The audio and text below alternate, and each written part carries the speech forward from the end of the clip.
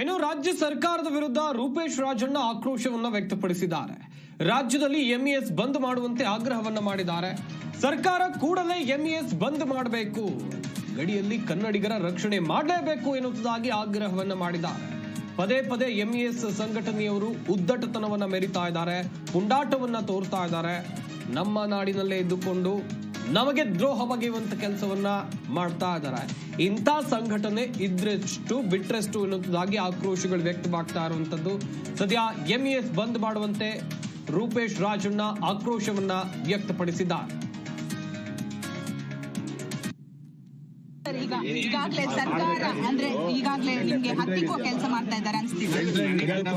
ವ್ಯವಸ್ಥೆಯನ್ನ ಬಳಸ್ಕೊಂಡು ಎಂಎಲ್ಎಗಳು ಮಂತ್ರಿಗಳು ದಯಮಾಡಿ ನೀವೆಲ್ಲ ಜೊತೆಲಿ ನಿಂತು ಕೆಲಸ ಮಾಡಿ ಎಂಎಸ್ ಬ್ಯಾನ್ ಮಾಡಿ ನಮ್ಮ ಕನ್ನಡಿಗರಿಗೆ ಉದ್ಯೋಗ ಕೊಡಿ. ಇವೆಲ್ಲ ಒಂದಷ್ಟು ಕಾನೂನುಗಳನ್ನ ನೀವು ತರಬಹುದಿತ್ತು.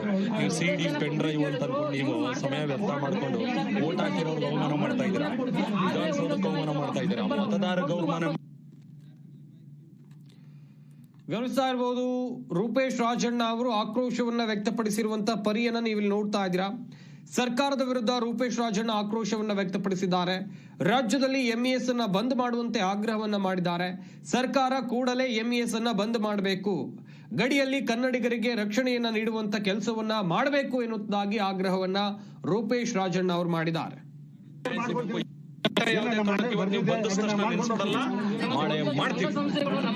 ಈಗ ನಿಮ್ಮನ್ನ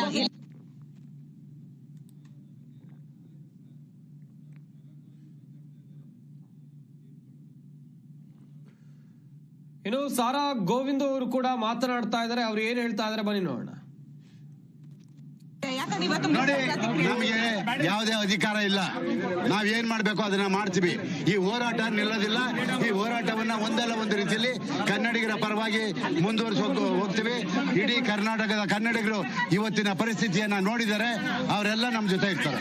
ಈಗಾಗಲೇ ಅಂದ್ರೆ ನೀವು ಬಸ್ಸಿಂದ ಕೆಳಗಡೆ ಇಳಿ ಅಂತ ಸಾರಾ ಗೋವಿಂದ್ ಅವರು ಹೇಳೋ ಪ್ರಕಾರ ಯಾವುದೇ ಕಾರಣಕ್ಕೂ ನಮ್ಮ ಹೋರಾಟವನ್ನ ಕೈ ಬಿಡಲ್ಲ ಅನ್ನೋ ಮಾತನ್ನ ಹೇಳ್ತಿದ್ದಾರೆ. ಬೆಂಗಳೂರಿನಿಂದ ಕ್ಯಾಮರಾ ಪರ್ಸನ್ ಗುಡಿಗೆ ಜೊತೆ ಭವ್ಯ ಸುನಿಲ್ ಕನ್ನಡ ನ್ಯೂಸ್.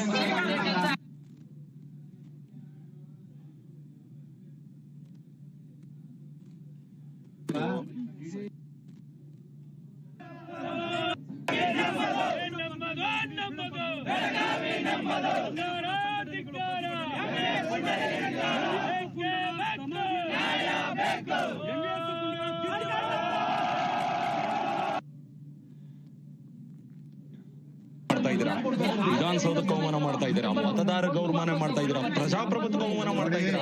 ಈ ರೀತಿ ವ್ಯವಸ್ಥೆಯನ್ನು ಬಳಸ್ಕೊಂಡು ಪೊಲೀಸರನ್ನ ಬಳಸ್ಕೊಂಡು ಹೋರಾಟಗಾರನ ಹತ್ತಿಕ್ಕಿ ಕರ್ಕೊಂಡ್ಬಂದು ಈ ರೀತಿ ನೀವು ಕೂಡಾಕೊಂಡು ಈ ರೀತಿ ಮಾಡ್ತಕ್ಕಂಥದ್ದು ಖಂಡಿತವಾಗ್ಲೂ ಖಂಡನೀಯ. ಆದ್ರೂ ಹೋಗಿ ನಮ್ಮನ್ನು ಕೂಡಾಕಿದಿರಲ್ಲ, ಅಟ್ಲೀಸ್ಟ್ ನಮ್ಮ ಉದ್ದೇಶ ನಿಮ್ಗೆ ಅರ್ಥ ಆಯ್ತಲ್ವಾ, ನಾವು ಏನಕ್ಕೋಸ್ಕರ ಹೋರಾಟ ಮಾಡ್ತಾ ಇದೀವಿ ಅನ್ನೋದು ಅರ್ಥ ಆಯ್ತಲ್ವಾ. ಕೂಡಲೇ ನೀವು ನ್ಯಾಯ ಕೊಡಿಸಿ, ನಮ್ಗೆ ಏನ್ ಎಂಇಎಸ್ ಇದೆ ಬ್ಯಾನ್ ಮಾಡಿಸಿ. ಮುಂದೆ ವರ್ಷದಿಂದ ಈ ಸಮಸ್ಯೆಗಳಾಗಲ್ಲ, ಗಡಿ ವಿವಾದಗಳು ನಿಲ್ತವೆ. ಜೊತೆಗೆ ಬಂದು ನಮ್ಮ ಕನ್ನಡಿಗರ ಉದ್ಯೋಗ, ದ್ವಿಭಾಷಾ ನೀತಿ, ಹಿಂದಿ ಏರಿಕೆಯನ್ನ ನಿಲ್ಲಿಸಬೇಕು, ಕಳಸಾ ಬಂಡೂರಿ ನ್ಯಾಯ ಸಿಗಬೇಕು. ಈ ಹೋರಾಟ ಯಾವುದೇ ಕಾರಣಕ್ಕೆ ಇವತ್ತು ನೀವು ಬಂದಿದ ತಕ್ಷಣ ನಿಲ್ಲಿಸ್ಬಿಡಲ್ಲ, ಮಾಡೇ ಮಾಡ್ತೀವಿ. ಸರ್, ಈಗ ನಿಮ್ಮನ್ನ ಎಲ್ಲರನ್ನ ಕಾರ್ಯಕರ್ತರ ವಶಕ್ಕೆ ಪಡೆದಿರುವಂತದ್ದು, ಸೊ ಮುಂದಿನ ನಡೆ ಏನಿರುತ್ತೆ? ಖಂಡಿತವಾಗ್ಲೂ ಮುಂದಿನ ದಿನ ಇವತ್ತಿನ ದಿನ ನಾವು ಚರ್ಚೆ ಮಾಡಿಕೊಂಡು ಏನು ಮಾಡಬಹುದು. ಹೋರಾಟ ಅಂತ ನಿಲ್ಲಲ್ಲ, ಅಂತಿಮವಾಗಿ ಏನೇ ಇರಬಹುದು. ಇವತ್ತಿನ ಉದ್ದೇಶ ಅರ್ಥವಾಗಿದೆ, ನಮ್ಮ ಹೋರಾಟ ನಿರಂತರವಾಗಿರುತ್ತದೆ. ಕನ್ನಡಿಗರಿಗೆ ಕರ್ನಾಟಕಕ್ಕೆ ನ್ಯಾಯ ಸಿಗಬೇಕು, ಆ ದೃಷ್ಟಿಯಲ್ಲಿ ನಿರಂತರವಾಗಿ ಹೋರಾಟ ಮಾಡೇ ಮಾಡ್ತೀವಿ. ಜನರ ಮಿಶ್ರ ಪ್ರತಿಕ್ರಿಯೆ ಅನಿಸ್ತಿಲ್ವಾ? ಯಾಕಂದ್ರೆ ಮಾರ್ನಿಂಗ್ ಇಂದ ಕೂಡ ಬಸ್, ಆಟೋ, ಊಬರ್ ಎಲ್ಲ ಓಡಾಡ್ತಿರುವಂತದ್ದು. ತುಂಬಾ ಜನ ಇವತ್ತು ಬಂದಿರ್ತಕ್ಕಂಥ ಹೋರಾಟಗಾರರು, ತುಂಬಾ ಜನ ಆಟೋ ಡ್ರೈವರ್ಗಳು, ಊಬರ್ ಎಲ್ಲ ಬಂದಿದ್ದಾರೆ. ನಾವು ಹೇಳೋದಕ್ಕಾಗಲ್ಲ, 70-80% ಬಂದು ಯಶಸ್ವಿಯಾಗಿದೆ. ನಮ್ಮ ಉದ್ದೇಶ ಜನರಿಗೆ ಮುಟ್ಟಿದೆ. ನಮ್ಮ ಉದ್ದೇಶ ಜನರಿಗೆ ಮುಟ್ಟಿದೆ ಅನ್ನೋ ವಿಚಾರವನ್ನ ಕೂಡ ಹೇಳ್ತಾ ಇರುವಂತದ್ದು. ಬೆಂಗಳೂರಿನಿಂದ ಕ್ಯಾಮ್ರಾ ಪರ್ಸನ್ ಗುಡಿಗೆ ಜೊತೆ ಭವ್ಯ ಸುನಿಲ್ ಜಿ ಕನ್ನಡ ನ್ಯೂಸ್.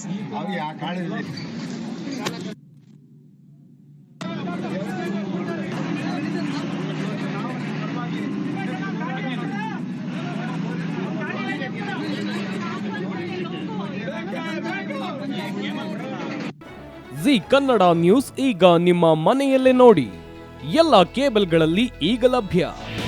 ನಿಮ್ಮ ನೆಚ್ಚಿನ ಜಿ ಕನ್ನಡ ನ್ಯೂಸ್ ಈಗ ಸನ್ ಡೈರೆಕ್ಟ್ ನಲ್ಲಿ number 292, Tata play number 1664, Jio TV number 1334, NXT digital number 30, in cable number 30, city networks 51, U digital number 162, GTPL number 17, Rockline telecommunications number 42, Shri Basaveshwara cable number 168, rural cable network 60, Vinayaka digital 57, Abhishek cable 821, city channel 53, Siddeshwara cable network 57, V4 digital Infotech 628, Surya digital networks 53, Gajanan digital number 836, Malnad Infotech private limited number 56, Metrocast number 830, victory digital number 167ರಲ್ಲಿ ನೋಡಿ ಆನಂದಿಸಿ.